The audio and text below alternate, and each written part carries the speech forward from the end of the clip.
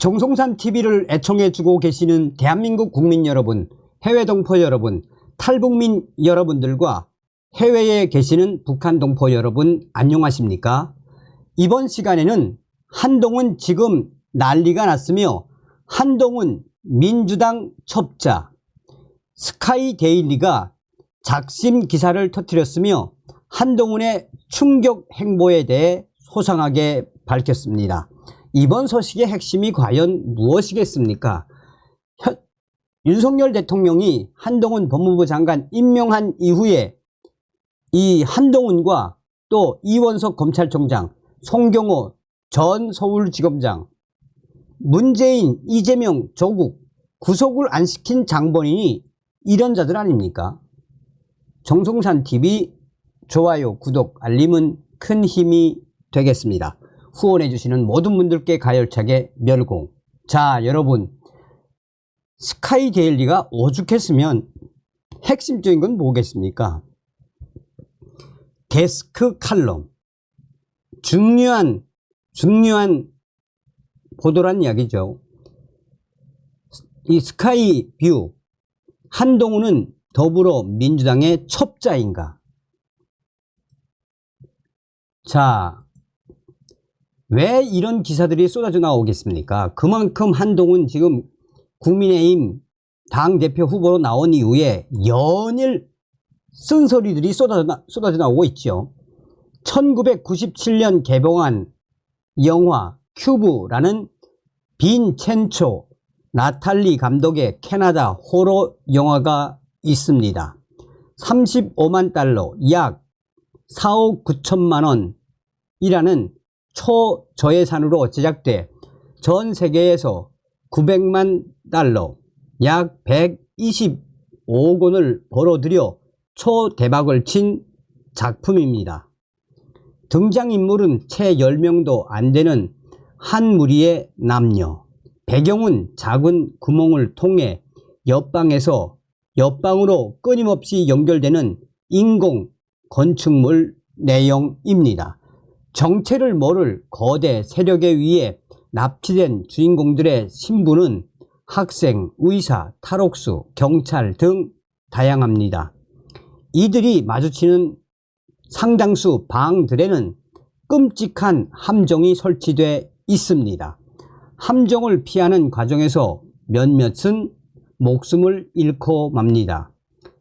남녀는 처음에는 자신들을 실험실 쥐처럼 궁지에 몰아넣은 거대 세력에 맞서 합심의 출구를 찾게 됩니다. 그 과정에서 사람들 간의 사소한 갈등이 일면서 강력계 형사 쿠엔틴은 점차 폭주하기 시작합니다. 그는 나머지 멤버 몇몇이 자신을 해하려 한다고 생각하는가 하면 자신이 이 무리의 왕이라는 망상에 빠집니다.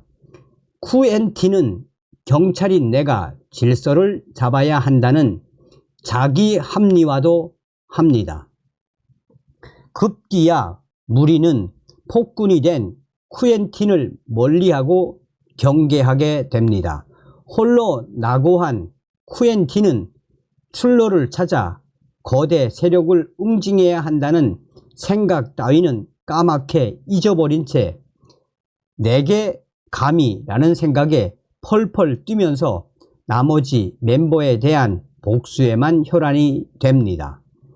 2024년 6월 대한민국 서울 여의도에서 영화 큐브와 비슷한 현상이 충격적으로 벌어지고 있습니다.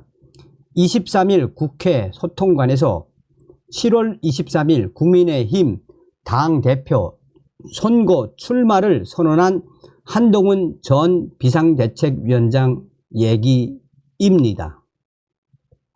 그의 당권 도전 출사표는 300만 당원 상당수의 귀를 위심케 했습니다.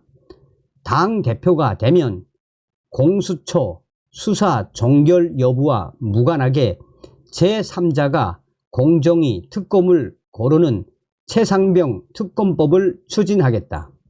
야권이 윤석열 대통령 탄핵 관문으로 여기는 해병대 최상병 사건 특검법을 오로지 여론조사 결과를 이유로 여당이 앞장서서 발의하겠다라는 충격적인 발언들을 쏟아냈습니다.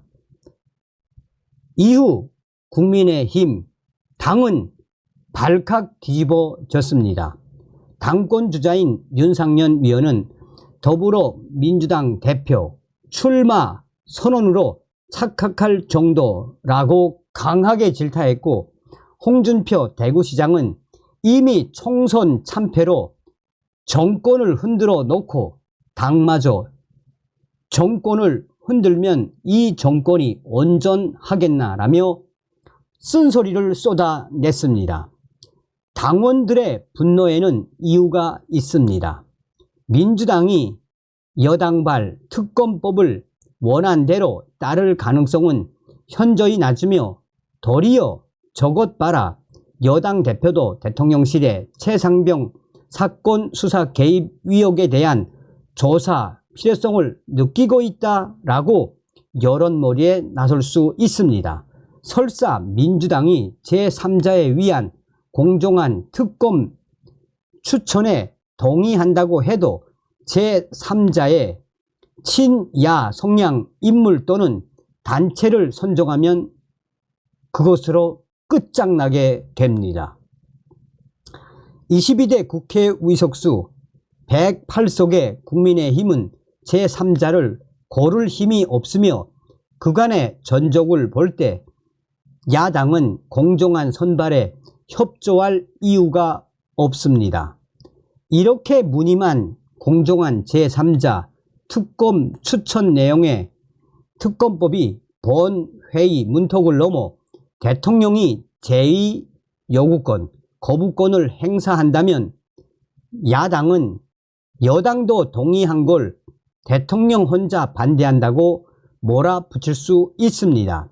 그 빌미를 충격적이게도 한동훈 전 위원장이 판을 만들고 있는 겁니다. 야당 공세에 부담을 느낀 국민의힘 의원 최소 8명이 다시 국회로 돌아와 재표결에 붙여진 특검법에 찬성한다면 그대로 위결 정족수 전원 출석 시 200석은 채워지게 됩니다. 그렇지 않아도 지금 국민의힘 위원들, 이에 동참하려고 하는 위원들, 야권과 야합을 하려는 국민의힘 위원들이 있어서 문제인데, 그런 판을 한동훈 전 위원장이 깔겠다는 거나 다름이 없습니다. 최상병 특검이 실시되면 야권으로서는 그 다음은 일사천리. 최상병 특검도 되는데 김건희 여사 특검은 안 될 것 무엇이 있나 라는 논리로 대통령실을 겨냥한 제2, 제3의 특검법을 발의, 처리할 수 있습니다. 이는 곧 민주당이 그토록 원하는 조기 대선으로 직결될 수 있습니다. 야권은 그 다음 수순으로 이제 더는 효용 가치가 떨어진 여당 대표에 대한 한동훈 특검법 처리에 시동을 걸어 보수 괴멸을 완성시킬 수 있게 됩니다. 결론적으로 한동훈 전 위원장이 23일 주장한 제3자 추천에 의한 최상병 특검은 여당으로서는 자충수일 뿐이며 대통령, 국민의힘, 한동훈 전 위원장 모두 빼도 박도 못하게 공멸하는 길이 되는 것입니다. 당권 주자인 나경원 위원은 민주당의 최상병 특검 추진은 실책 규명에는 아무 관심이 없고 대통령 탄핵으로 가기 위한 의도라며, 야당 조국혁신당이 한동훈 특검법도 발의했는데 여론조사 결과가 찬성이 높으면 한동훈 전 위원장은 자신에 대한 특검을 하시겠나 라고 몰아붙였습니다. 한동훈 전 위원장이 도대체 왜 무슨 생각에서 23일 조로한 주장을 했는지는 모릅니다. 그저 짧은 정치 경륜과 안목이 고스란히 드러난 것일 수도 있습니다. 그러나 만에 하나 당정에 대한 분노에 눈이 멀어 다른 의도를 품은 것이라면 소탐 대시를 경계해야 합니다. 중국 전국 시대 진나라 해왕은 황소 조각상 안에 화려한 황금 비단을 채워 이웃 총나라에 선물하려 한다는 소문을 퍼뜨렸습니다. 험한 지세의 위지에 수월하게 진을 막던 촉왕은 보물에 눈이 어두워 조각상을 맞이할 잔도, 벼랑에 낸 길, 잔도를 만들었습니다. 해왕은 그 잔도로 군사를 보내 마중 나온 촉왕을 사로잡고 촉을 무너뜨렸습니다. 지금의 민주당 행보는 가히 해왕의 음모에 비견될 만합니다. 한동훈 전 위원장은 쿠엔틴처럼 분노에 눈이 멀어 촉왕처럼 공멸행 잔도를 놓은 우를 범하지 말아야 합니다. 그리고 모든 책임을 지고 물러난다던 비대위원장 사퇴의 변을 잊지 말고 사퇴로부터 불과 2달 만에 다시 나선 자신을 돌이켜보며 책임 정치의 뜻을 곱씹어 보길 바랍니다.